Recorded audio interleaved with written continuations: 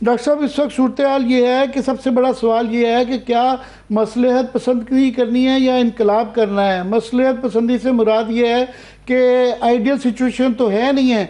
اس وقت وہاں پہ غزہ کا ہیومینیٹیرین غزہ پہ کرائسس ہے، سیز فائر چاہیے کم از کم۔ مصلحت پسندی میں وہ جو اینیکسیشن کی بات ہو رہی تھی وہ کم از کم نہیں ہے، یا کچھ نہ کوئی امید کہ شاید فیوچر میں کرن ہو جائے۔ کیا صورتحال ہے آپ کے خیال میں؟ لینا کہ ایک ایسی ملک اور ایک ایسا پرائم منسٹر جس کے بارے میں یہ فورگون کنکلوژن ہے کہ اس نے جینوسائڈ کیا، تو آپ ایک جینوسائڈ کرنے والے ملک سے اور اس کے پرائم منسٹر سے نیگوشیٹ کر رہے ہیں امن کے لیے، تو سمجھیے یہ پہلا سرنڈر ہوا، اور اسی مصلحت کے تحت یہ سرنڈر ہوا کہ کسی طور جو غزہ کے لوگ ہیں، جو پیلسٹینینز ہیں، ان کی تکلیف کم کر دی جائے۔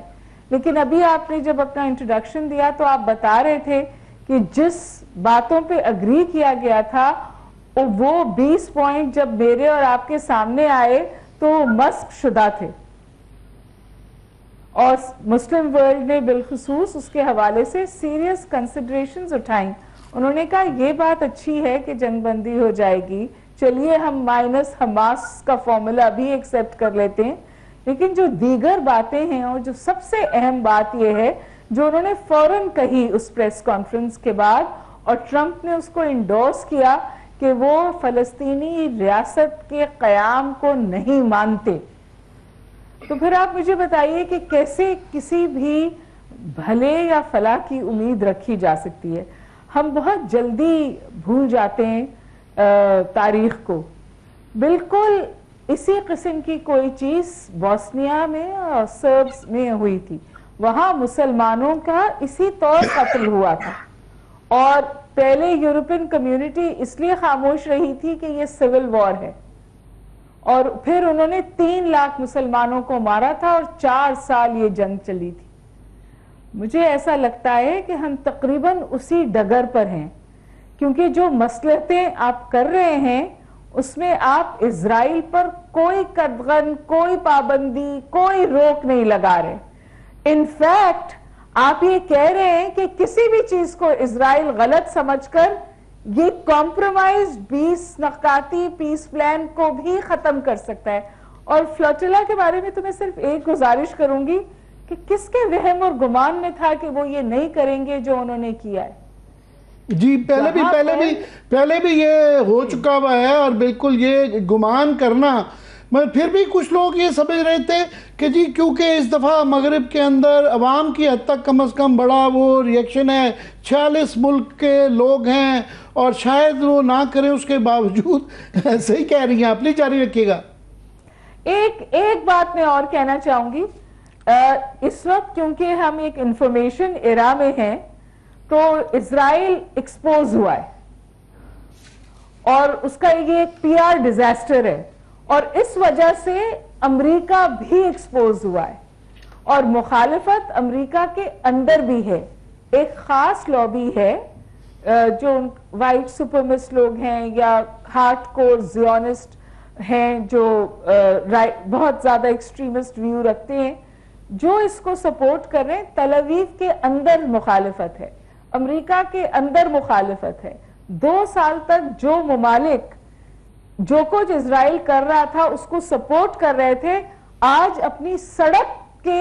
پہ جو ہوا ہے، the street has compelled them، کہ انہوں نے یونائٹڈ نیشنز میں پیلسٹینین اسٹیٹ کی ریکگنیشن کی بات کی ہے۔ اگر مصلحت سے صورتحال سنبھلتی ہوئی نظر آتی تو I am all for it، مجھے مصلحت کی کوئی گنجائش ہی نہیں نظر آ رہی۔ جی اویس، یہ آپ دیکھیے کہ حماس بھی امن نہیں چاہے گا۔ جی حماس کا ابھی وہاں پہ کوئی نیگوشیشن تو میں اسے نہیں کہوں گا، ایک الٹیمیٹم، ایک دھمکی ہے کہ آپ فوری طور پہ 72 گھنٹے میں کر لیں، ورنہ جو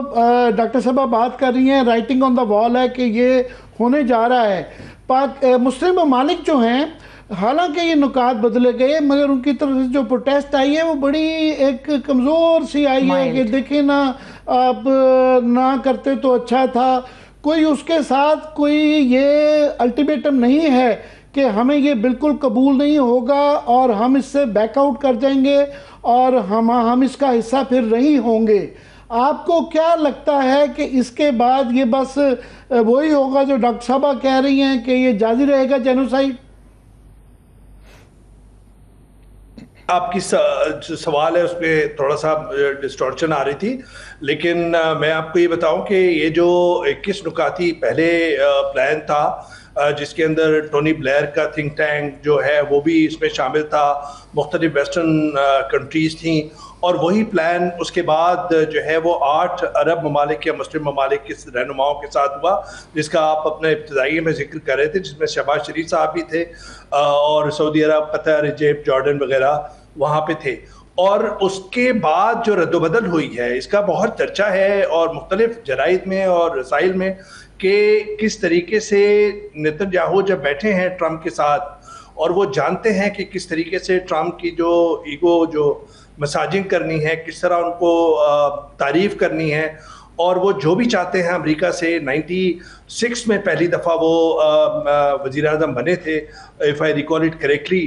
شمون پیرس کو ہرا کے، جب سے وہ اپنی منمانی کر رہے ہیں اور ان کا ایک ہی ہے کہ پیلسٹین اسٹیٹ نہیں مانیں گے. اور یہی بات جب یہ منڈے کو انہوں نے کیا تو 20 نکاتی جو معاہدہ تھا اس کو فریم ورک میں سمجھتا ہوں، آپ نے بھی پڑھا ہے کانفلکٹ اور ڈپلومیسی عامر اور ڈاکٹر صاحبہ بھی جانتی ہیں، یہ فریم ورک ہے اور اس کے اندر بہت انگیجمنٹ اور ڈیلیبریشنز کی ضرورت ہے. معاہدہ تو وہ ہوتا ہے کہ آپ کی انٹرنیشنل پیس کیپنگ فورسز کس وقت آئیں گی، کیا ٹائم لائن ہوگی، آپ کے جو آئی ڈی ایف کی فورسز ہیں، اسرائیلی فورسز جو 25 سے 40% غزہ کے اندر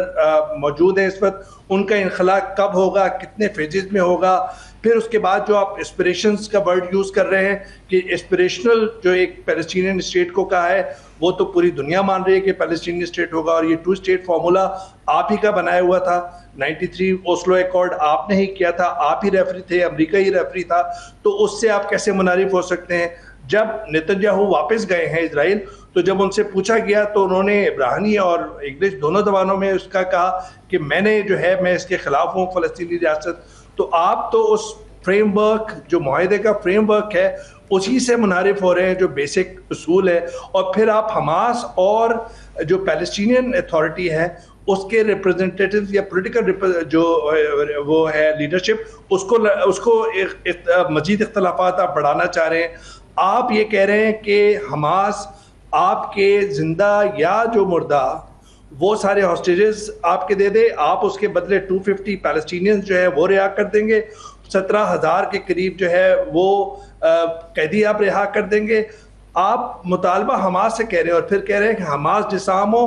حماس کا کوئی پولیٹیکل رول نہیں ہوگا، حماس کا کوئی گورننگ اس میں رول نہیں ہوگا. اور ساتھ میں یہ کیسے ممکن ہے کہ ٹونی بلیئر جس کا عراق کے اوپر اتنا بڑا داغ ہے پورے عرب ممالک کے اندر، پوری مسلم دنیا کے اندر، اس کو آپ جو ہے اس میں آپ شامل کر رہے ہیں.